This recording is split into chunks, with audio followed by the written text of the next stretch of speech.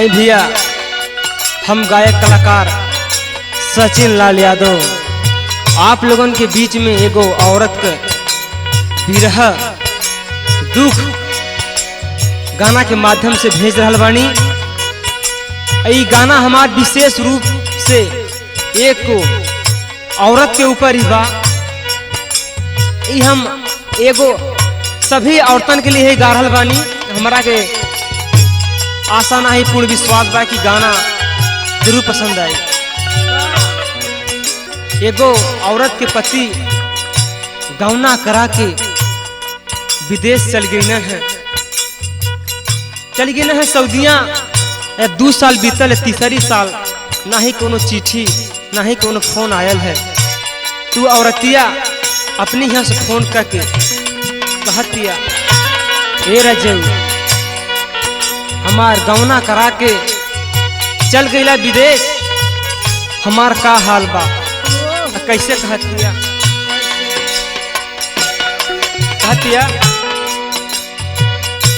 बाली रहे वो मेरी आने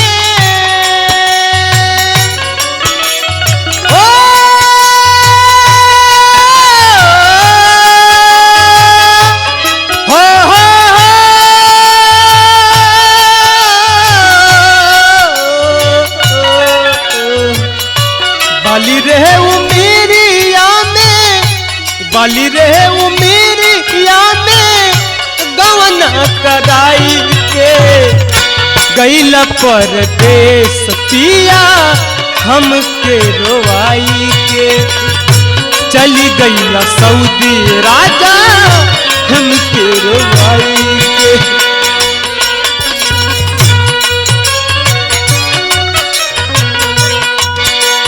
क्या करते थे साजना हमसे दूर रह के।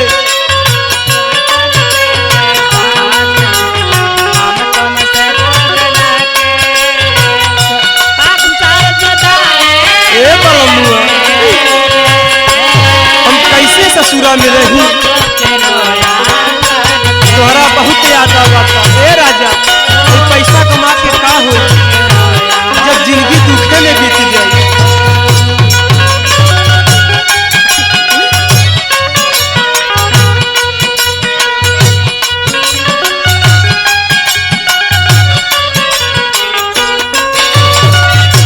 वो औरत रो के कहती है, सौरभ भाई जब से तू गईला सैया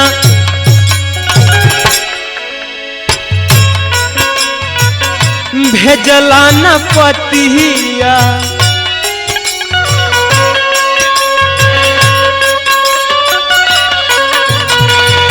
रोज रोज याद आवे तोहरी सूरतिया।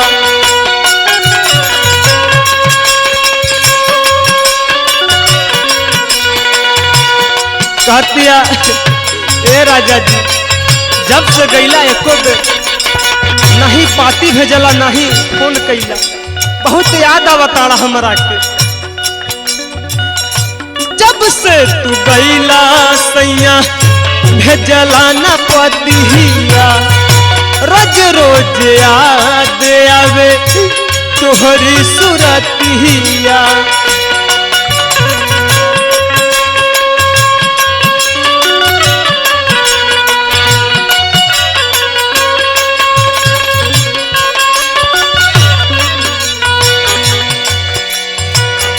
तड़पे जवानी मोर ससुरा में आई के। तड़पे जवानी मोर ससुरा में आई के गईला परदेस पिया हमके रोवाई के।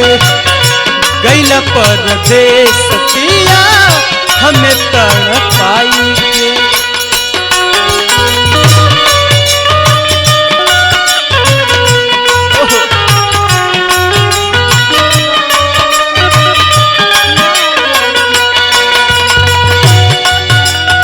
राजा ऐसा जुलुम काहे करताड़ा, हम बहुत व्याकुल बानी। आजा ए राजा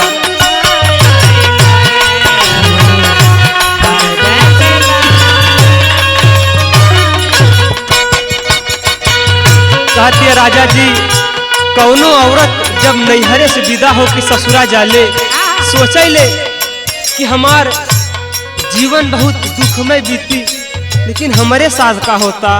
का कहतिया, सोचनी कि ससुरा में कटी मोर जवानी,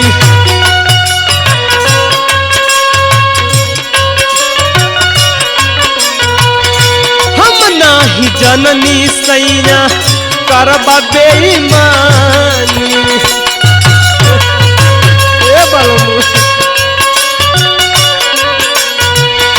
सोचनी कि ससुरा में कटी मोर जवानी, हम नहीं जननी राजा करबा बेईमानी।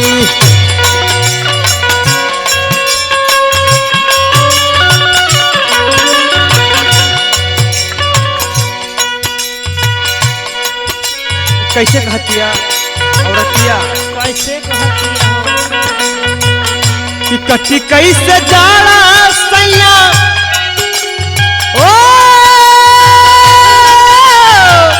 ओ हो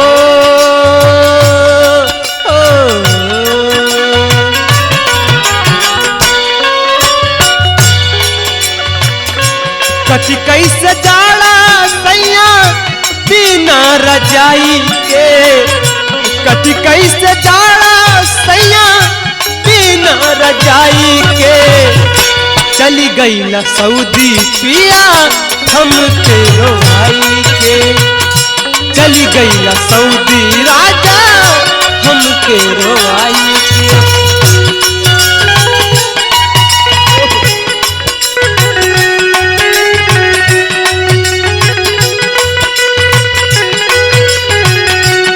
क्या बात है,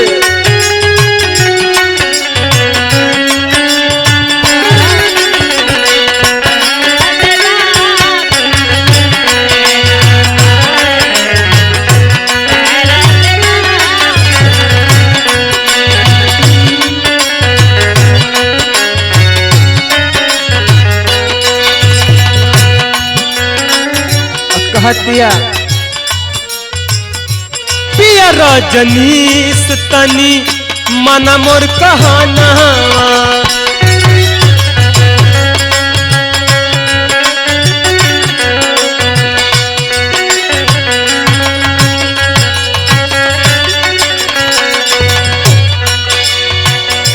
पिया रजनीश तनी मन मोर कहना, जल्दी से टिकट लेके आई जा भवन।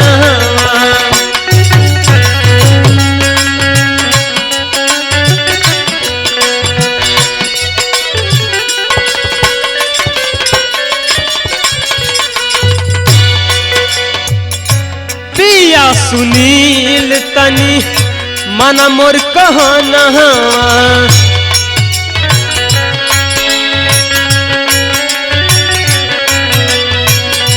जल्दी से टिकट लेके आई जा भवन।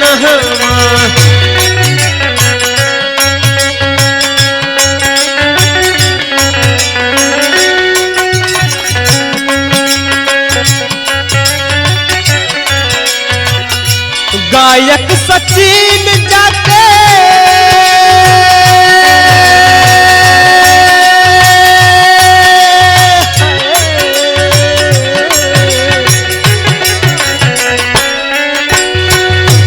गायक सचिन जाके लवय अपना भाई के, गायक सचिन जाके लवय अपना भाई के।